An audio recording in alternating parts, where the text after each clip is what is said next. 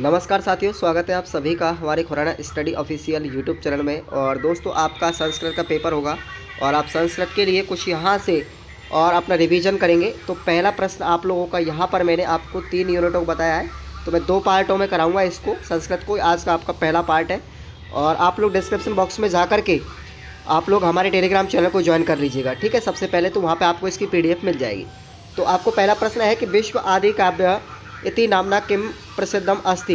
जो विश्व का जो आदि काव्य किस नाम से प्रसिद्ध है, तो साथियों याद रखेंगे आप लोग रामायण के नाम से, ठीक है ना। उसके बाद अगला प्रश्न है नमामि समीसानम निर्माणम रूपम। तो आंसर क्या हो जाएगा, इस पद के अंतर्गत छंद क्या है, भुजंग प्रियातम छंद है। श्री प्लस ई इसके मेल रूप से संधि आपको पढ़नी है, तो क्या बनेगा, श्रीस बन जाएगा, ठीक है ना। उसके बाद में ई ऋषि ऋण है, ये प्रत्याहार किसके अंतर्गत आता है दोस्तों, ये एक प्रत्याहार के अंतर्गत। तो याद रखिएगा आपको 14 प्रत्याहार है, उन सभी को आपको जो माहेश्वरी सूत्र है उनसे बनने वाले जो प्रत्याहार हैं उन सभी को आपको याद रखना है। माहेश्वरी सूत्र और उनसे बनने वाले प्रत्याहार सभी को आपको याद रखने है ना। ये आपसे एक प्रश्न एग्जाम में पूछा जाएगा। उसके बाद गतिमान शब्द के अंतर्गत प्रत्यय कौन सा है, तो याद रखेंगे आप लोग महत्व प्रत्यय है। अहम राम चह इत्यत्र पूर्णीय धातु रूप अस्ति। तो यहाँ पर कौन सा धातु रूप हो जाएगा, गच्छावे, ठीक है। तो साथियों आपको अगला प्रश्न है आपका वृत्तम इति नामने के जायते। तो आंसर क्या हो जाएगा आपका छंद। वेदांग कितने हैं, तो आपको याद रखने वेदों के अंक कितने हैं, 6। उसके बाद वेदादीनी निबंधा संति, संस्कृत हो जाएगा, क्या हो जाएगा इसका आंसर, संस्कृत हो जाएगा। अगला प्रश्न आप लोगों को यहाँ पर ये है, याद रखना इस प्रश्न को भी। भाषा अभिव्यक्ति दृष्टया उच्चरितम सीमतम च ध्वनिनाम संगठनम अस्ति। परिभाषा किस मत के अनुसार, किसके अनुसार दी गई, तो याद रखना ये परिभाषा है क्रोचे महोदय की। किसकी है, क्रोचे महोदय की परिभाषा है। उसके बाद अगला प्रश्न है आपका, ये आपका हो ही गया, एक प्रत्यय है। तो उसके बाद अगला प्रश्न आप लोगों को यहाँ पर आता है, देखिएगा राष्ट्रीय शिक्षा नीति। याद रखना राष्ट्रीय शिक्षा नीति की घोषणा कब की गई थी, पहली राष्ट्रीय शिक्षा नीति थी 1968 में, दूसरी थी आपकी 1986 में, और आपकी जो नवीनतम है वो है आपकी 2020 में। ये तीनों ही याद रखना। उसके बाद अगला प्रश्न है यात्रा विलास किसकी रचना है, तो यात्रा विलास दोस्तों क्या है, नारायण लाल अंकर की है, नारायण लाल कंकर की है, ठीक है ना। नल चंपू किसकी रचना है, तो आपका है विक्रम भट्ट की रचना है, ठीक है। तो आप लोगों को ये रचनाओं के नाम भी आपको याद रख लेने हैं। बुद्धि अश्य बुद्धि प्लस मतुम में स्त्री रूप कौन सा है, तो स्त्री रूप हो जाएगा बुद्धि प्लस मतुम का बुद्धिमती, क्या हो जाएगा, बुद्धिमती हो जाएगा, ठीक है ना। उसके बाद अगला प्रश्न आपका आता है सीता तौ पत्रम, सीता तौ पत्रम, तो क्या हो जाएगा, सीता तौ पत्रम लिखंती, क्या हो जाएगा, सीता तौ पत्रम लिखंती। ये बहुवचन शब्द है, ठीक है ना, प्रथम पुरुष में। उसके बाद विश्वस्य प्रथम पुस्तकम किम, तो विश्व की प्रथम पुस्तक कौन सी थी, ऋग्वेद थी। उसके बाद भाषा, प्राकृत भाषा का काल कौन सा माना जाता है, तो 500 ईस्वी से लेकर के 1000 ईस्वी के मध्य में, ठीक है। उसके बाद राधा कृष्णन आयोग संस्कृत अध्ययन स्थानम, तो राधा कृष्णन आयोग को किस नाम से जाता है, माध्यमिक कक्षा अनुसंधान केंद्र के नाम से, ठीक है। उसके बाद मुदालियर आयोग, मुदालियर आयोग जो है संस्कृत की स्थापना किसके लिए की गई थी, तो मातृभाषा शास्त्रीय भाषा मिश्रित पाठ्यक्रम के लिए की गई थी। उसके बाद अगला प्रश्न आपका आता है यहाँ पर, ये उचित मेल।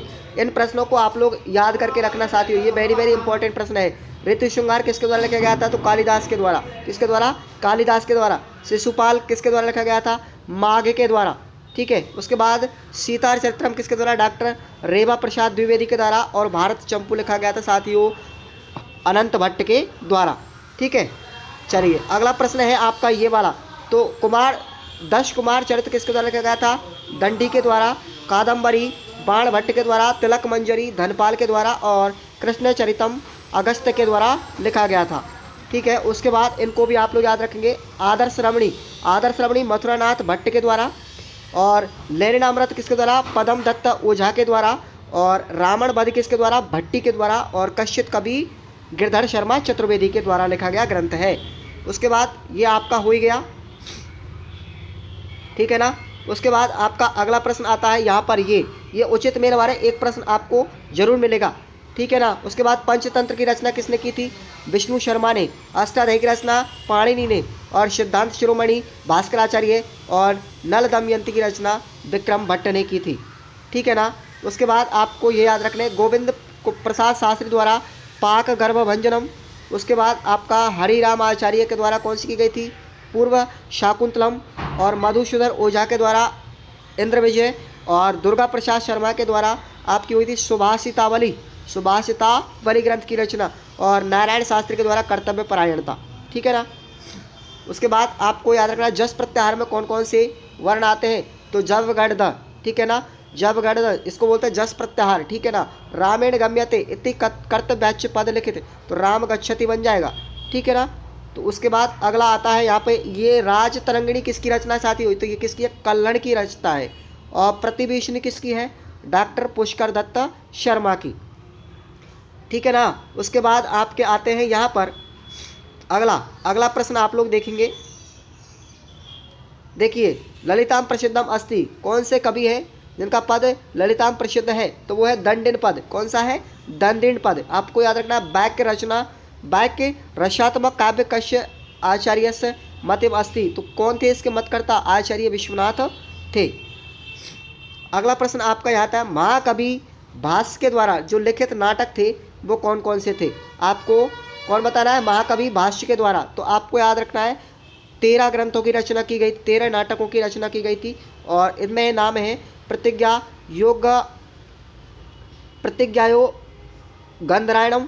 उसके बाद कर्णभारम, दूत घटोत्कक्षम, उरुभंगम, दूत वाक्यम, पंचरात्रम, बालचरितम, शपरभाष दत्तम, अभिषेक नाटकम, अभिमारकम और मध्यव व्यायोगे और प्रतिनाटकम और चारुदत्तम। ये आपके 13 ग्रंथ हैं भाष्य के द्वारा लिखित नाटक। ठीक है ना। उसके बाद अगला प्रश्न आपका यहाँ पे बनता है, देखिएगा। चलिए, भावभूते नाटक किसने लिखा था? तो भावभूते नाटक का नाम नामानी लिखत। भावभूत नाटक के नाम लिखो कौन कौन से? भावभूत में एक तो आता है मालती माधम, और दूसरा है महावीर चरितम। ठीक है। और तीसरा है उत्तर रामचरितम। ठीक है। तो ये आपको याद रख लेना है। सुबंध की रचना किसने की थी? सुबंध रचना नाम लिखत, तो कौन थे? इसका नाम है, सुबंध रचना का नाम है वासव दत्ता। कौन है? वासव दत्ता। उसके बाद अगला प्रश्न ये है, आत्मवेदना किसके द्वारा लिखी गई थी? तो डॉक्टर प्रभाकुमार शास्त्री, डॉक्टर प्रभाकर शास्त्री। और ये पितृपदेश किसके द्वारा लिखा गया था? तो ये लिखा गया था पंडित गिरधर शर्मा चतुर्वेदी के द्वारा लिखा गया था। उसके बाद कालिदास के नाटक कौन कौन से? तो 2 कालिदास के, यहाँ पर कालिदास के द्वारा 7-8 ग्रंथों को लिखा गया था। आपको याद रखना है जिनमें नाटक कौन कौन से? अभिज्ञान शकुंतलम और मालविका मित्रम, और तीसरा है आपका विक्रमो उर्विशियम। ये 3 नाटक थे। ठीक है ना। जयपुर मंडल से पंच साहित्यकार नाम लिखत।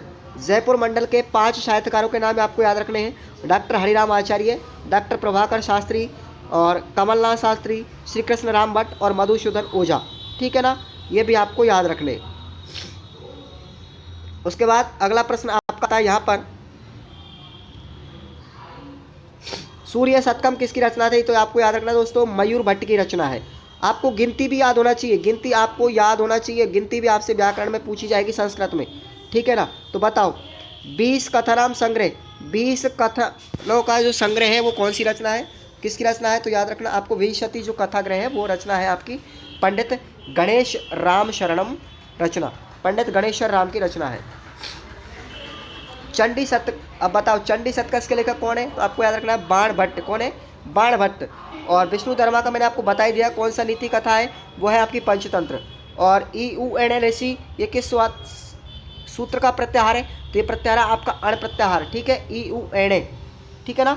उसके आपको प्रत्याहार आपको याद रखने।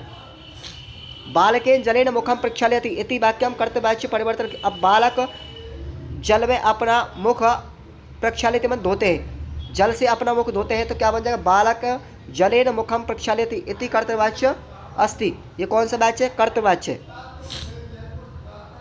ठीक है ना। आपको वाच्य परिवर्तन आना चाहिए।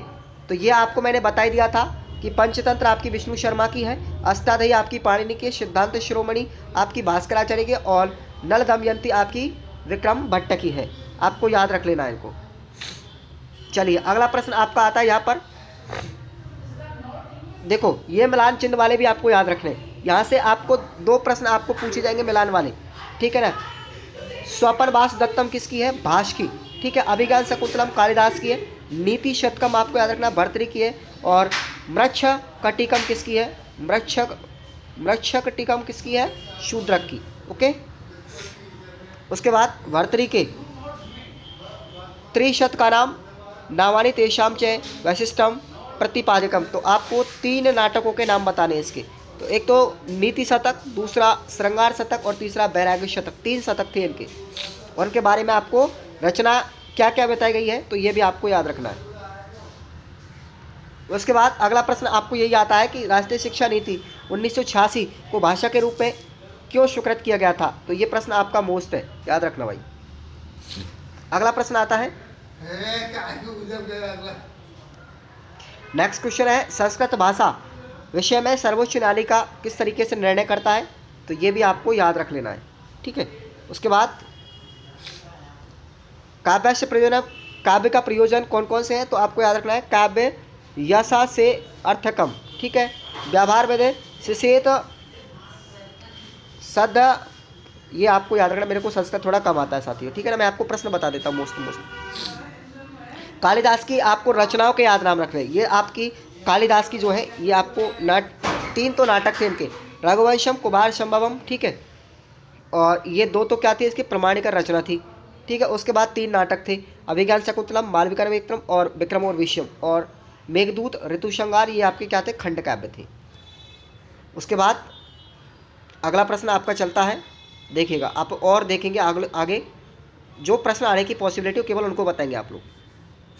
चंपू काव्य के बारे में याद रखना, चंपू काव्य की परिभाषा क्या है। चंपू काव्य जो होता है गद्य और पद्य का मिश्रण होता है, चंपू काव्य कहलाता है। आपको संस्कृत में आपको लिखना है, ठीक है। जैसे भारत चंपू, नल चंपू और गोपाल चंपू, ये आपके प्रसिद्ध हैं। उसके बाद गद्य काव्य की परिभाषा आप लोग लिख सकते हैं, जिसके अंतर्गत साहित्य दर्पण को लिखा जाता है, वो क्या होता है आपका गद्य होता है, और ये छंद रहित श्रव्य काव्य होता है, ठीक है ना। जैसे आपको उदाहरण कादम्बरी, दशकुमार चरितम, ठीक है ना। उसके बाद अगला प्रश्न आता है, वैदिक साहित्य दिग्दर्शन विद्यम, चलिए ये याद रखना है आपको। संस्मरण तत्वों के नाम लिखिए, संस्मरण तत्वों के नाम लिखना है, या संस्कृत स्मरण का आपको संस्मरण से परिचय विधेय, संस्मरण का जो परिचय है वो लिखना पड़ेगा, ये भी आपको याद रख लेना है, मोस्ट क्वेश्चन है। अगला प्रश्न आपका आता है यहाँ पर, संस्कृत महत्वपूर्ण रचनाकार, संस्कृत के महत्वपूर्ण रचनाकार एक तो कालिदास, कालिदास के द्वारा रचित ग्रंथों को आपको याद रखना है, ठीक है। तो इसके कौन कौन से ग्रंथ थे, कुमार संभव, ये आपको बता दिया मैंने। आपसे बड़ा पूछा जाएगा, बड़ा नहीं छोटा ही पूछा जाएगा प्रश्न, कुमार संभव, मेघदूत, ऋतुसंहार, ठीक है ना, ये तीनों के बारे में आपको लिखना है, ओके। उसके बाद रघुवंश महाकाव्य था इनका, अभिज्ञान शकुंतलम था, ये नाटक थे इसके, ठीक है मेरे भाइयों, ये सभी आपको याद रख लेने हैं। चलिए आगे बढ़ते हैं धीरे धीरे, और आगे आपका प्रश्न क्या आता है, राजस्थान के आधुनिक रूपों को संक्षिप्त में वर्णन करना। आधुनिक राजस्थान का जो रूपकरण है उसको संक्षिप्त में किस तरीके से लिखेंगे, तो ये इम्पोर्टेंट नहीं है। चलिए अगला प्रश्न आपका आता है यहाँ पर, मुख्य ये है प्रश्न, ये आपसे पूछा जाएगा राजस्थान के आधुनिक रूपकरण के बारे में संक्षिप्त टिप्पणी, तो ठीक है ना। तो एक तो आपका कौन सा आता है, श्री गोविंद प्रसाद के द्वारा लिखित ग्रंथों को आपको याद रखना है। दूसरे हैं आपके साहित्यकार डॉक्टर नारायण शास्त्री कांकर, इसके ग्रंथों को आपको याद रखना है।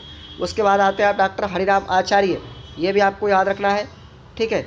और अन्य भी हैं आपके छोटे छोटे को आपको लोग याद रखना, देवर्षि कलानाथ शास्त्री, डॉक्टर प्रभाकर शास्त्री, डॉक्टर देव शर्मा वेद अलंकार, और उसके बाद डॉक्टर शिव कुमार त्रिपाठी, इसके द्वारा केवल प्राण आहुति लिखा गया था। तो इस तरीके से आपको ये याद रख लेना है।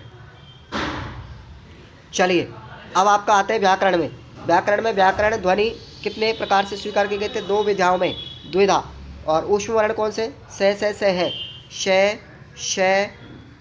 और है, ये आपके ऊष्म वर्ण है 4, ठीक है ना, याद रख लेने।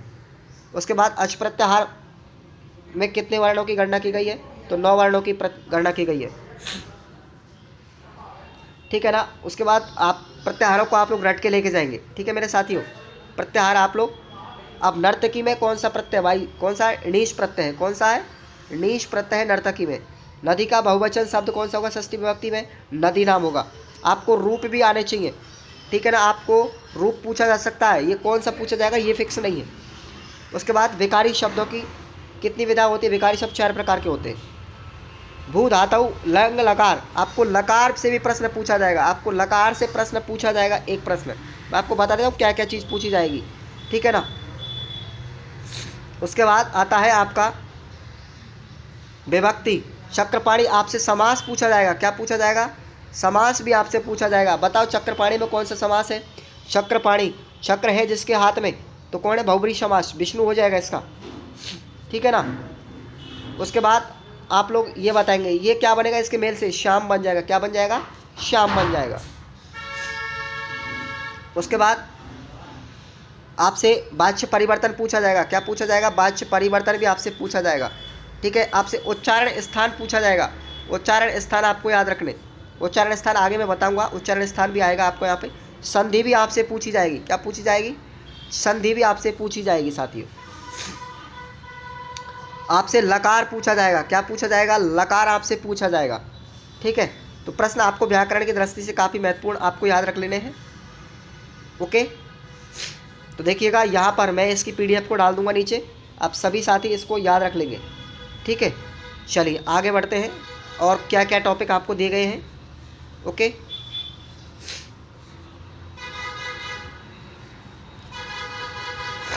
देखिएगा आगे आप लोग देखेंगे, हाँ जी, आपसे हिंदी परिवर्तन करवाएगा। हिंदी से संस्कृत भी बनवा सकता है, संस्कृत से हिंदी बनवा सकता है। तो क्या बन जाएगा आप लोग ये याद रखें।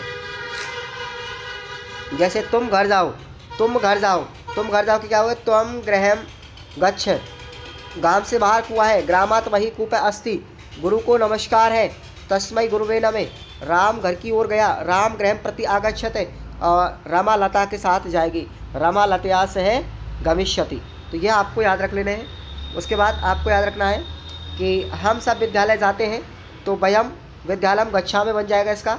उसके बाद शहर के चारों ओर पेड़ हैं, शहर के चारों ओर पेड़ हैं, क्या बन जाएगा? नगर परितवृक्षा सन्ति, शिक्षा के बिना उसके बाद मुझे आम अच्छे लगते हैं, तो महम आमर फलानी रोचियन्ते, शिक्षा के बिना जीवन बेकार है, तो शिक्षा बिना जीवनम व्यर्थ है। उसके बाद आपको आगे पढ़ना है। देखिए आगे आपके प्रश्न आते हैं, इनका भी आपको हिंदी अर्थ आपसे पूछा जाएगा। ये हिंदी पूछ सकता है, संस्कृत से हिंदी और हिंदी से संस्कृत, ये प्रश्न आपसे पूछे जाएंगे। आपसे 5 नंबर आपको ये प्रश्न दिलाएंगे, ध्यान रखना। चलिए आगे बढ़ते हैं।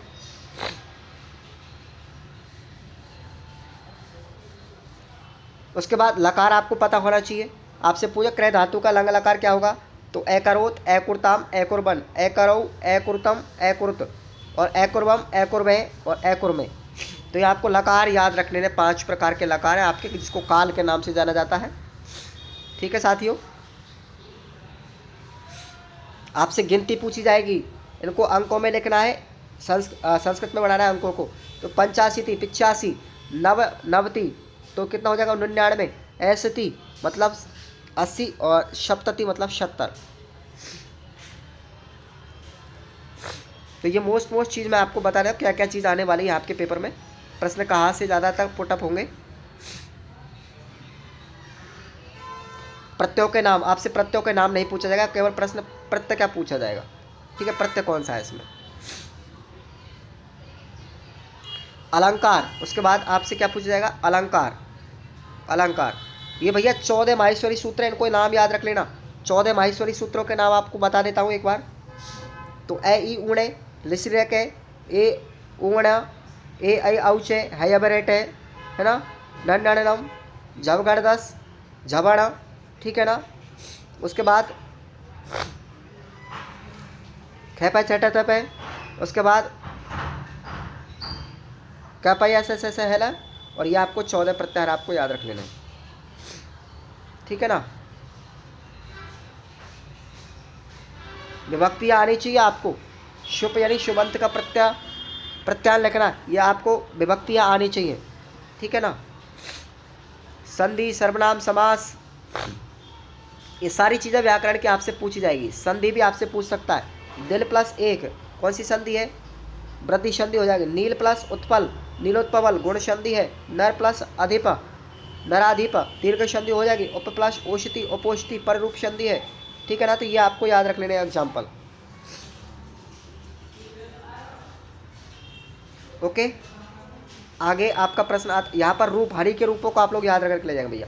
हरि के रूप हरि हरि हरे हरिम हरि हरिन हरिणा हरिभ्याम हरिभि हरे हरिभ्याम हरिभ्य हरे हरिभ्याम हरिभ्य हरे हरिओ हरिणाम हरौ हरिओ हरीषु और हे हरि हे हरे हे हरि हे हरे। ये आपको नाम याद रखने। तो आपको बिल्कुल भी कोई चीज़ ऐसी नहीं है जो मैंने छोड़ी हो, आपको याद रखना है। जैसे आपका बनता है सर्वनाम श के ऊपर, ठीक है। तो स तौ ते तम तौ तान तेन ताभ्यम तई तस्मै ताभ्यम तेब तस्मात् ताभ्यम तेब तस्मै तयो तेषाम और तस्मिन् तयो तेषु। अहम के भी आपको रूप याद रखने हैं। अहम आवाम वयम माम आवाम अस्मान मया आभ्यम अस्माभि महम आभ्यम अस्मभ्यम मत आभ्यम अस्मत् मैम आवयो आवेशु और मही आवयो आवेशु अस्मासु हो जाएगा, ठीक है ना। उसके बाद संस्कृत में गिनती आपको आनी चाहिए, पूछेगा गिनती, तो ये चीज़ें आपको याद रख लेना है। उसके बाद अभ्यंतरों से प्रश्न पूछ सकता है। अब देखो उच्चारण स्थान को आपको याद रखना है। वर्णों के उच्चारण स्थान कौन कौन से होते हैं, तो देखो आपसे पूछा जाएगा अकु है विसर्जन नाम, तो कंठ से बोले जाने वाले वर्णों के उच्चारण स्थान आपको बता देता हूँ। कंठ से कौन कौन से होंगे, ए कु है विसर्जन नाम कंठ है, ये आपको सूत्र याद रखना है। तो ए के खे गे घे णे और है और एक विसर्ग। उसके बाद तालु से बोले वाले आए, तो ये बोला इचुए सानाम ई चे छे जे झे ने शे और ये वाला शे, तो क्या बन जाएगा सूत्र इचुए शानाम तालु। उसके बाद मूर्धन्य मूर्धा से बोले जाने वाले, तो ऋटुर शरणम ऋषि टे ठे डे ढे णे रे और शे वाला ये, ठीक है ना। उसके बाद दंत से बोला तो लतुल सानाम नृ तुल सानाम, तो आपका बन जाएगा नृ ते थे दे धे ने ले और ये वाला शे। उसके बाद उपब्ध मानिए उपब्ध मानिए ओष्ठ से बोले वाले जाने वाले, तो ये वाले वर्ण होते हैं उपब्ध मानिए, ये वाले दो उपब्ध मानिए भी हैं। उसके बाद नासिका से बोले जाने वाले ये 5 हैं। तो इसका नियम भी ये है, सूत्र है नम नन्नड़ नाम नासिका चे, तो ये नासिक से बोले जाने वाले हैं, ठीक है ना साथियों। उसके बाद आपके कंठ तालु कॉमन्स जो है 1 से 2 से ज़्यादा उच्चारण स्थान बोले जाने वाले, ए और औ आपके कंठ तालु से, ओ और औ आपके कंठोष्ठ से, बै केवल दंतोष्ठ से, दंतोष्ठ से केवल दांत और ओष्ठों से केवल बै बोला जाता है। उसके बाद जिह्वामूल है आपके ये वाले, ये आधे वर्ण है, ये बात आप लोग याद रखना। उसके बाद एक अनुस्वार है। उसके बाद आपसे उच्चारण स्थान के बाद में अभ्यंतर पर्याप्त में पूछा जाता है। ये 2 प्रकार के होते हैं, एक तो बाह्य और एक आंतरिक। तो आंतर जो आपका है आंतरिक अभ्यंतर है वो केवल 5 हैं। स्पष्टम आपके 25 वर्ण आते हैं कैसे मैं तक के, ठीक है ना। उसके बाद ईषद स्पष्टम में आपके कितने आते हैं, 4 आते हैं, ठीक है ना। कौन सा, ये वे रे ले, ठीक है। और अंतस्थ व्यंजन है ये आपके इसमें आते हैं। उसके बाद ईषद विव्रत में कौन से आएंगे, शल प्रत्याहार आपका आएगा शे और है, ठीक है ना। उसके बाद आपका विव्रत में केवल अच प्रत्याहार आएगा, ये आपको याद रखना है। और संव्रत में केवल आपका ये वाला ए आएगा जो व्यावहारिक काल की दृष्टि से उपयोग में किया जाता है, हस्व वाला। अब देख लो यहाँ से इसकी ये टेबल है, ठीक है, आंतरिक अभ्यंतर की टेबल है, ये आपको याद रख लेनी है। उसके बाद बाह्य प्रयत्न कितने प्रकार का होता है, ये बाह्य प्रयत्न आपको याद रखने, बाह्य प्रयत्नों से भी आपको प्रश्न आएगा तो याद रखना। तो देखो ये कितने प्रकार का होता है, ये आपको याद रखना है। विवार श्वास अघोष में कितने आते हैं, ये वाले, शंबारनाथ घोष में ये वाले, और अल्प प्राण में ये वाले, और महाप्राण में ये वाले, और उदात्त अनुदात्त में केवल ये टेबल आपको याद रख लेनी है, ठीक है साथियों। इस तरीके से आपसे प्रश्न आएंगे, आपको वचन आने चाहिए, लकार वगैरह ये चीज़ें भी पूछी जाएंगी आपसे, ठीक है ना। तो ये सारी चीज़ें महत्वपूर्ण है आपको। संस्कृत की कितनी विधियाँ, 2 विधियाँ हैं, पारंपरिक और एक आधुनिक, ठीक है ना। आपको 3 विधियों को, पारंपरिक 3 विधि कौन कौन सी, एक तो व्याकरण, भंडारकर और पाठ्य पुस्तक, ठीक है ना। 3 विधि होगी, व्याकरण, भंडारकर और एक पाठ्य पुस्तक।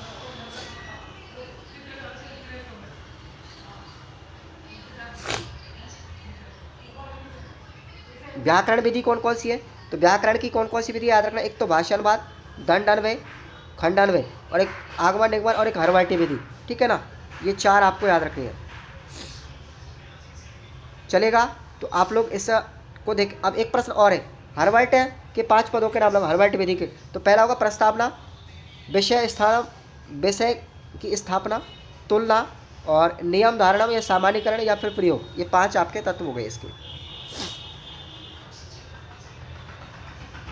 बताओ, आपसे पूछा जाए भंडारकर विधि की खोज किसने की थी, तो गोपाल रामकृष्ण गोपाल भंडारकर ने, ठीक है।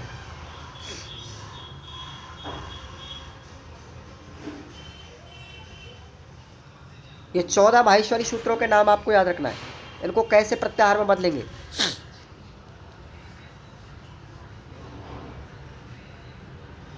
ओके।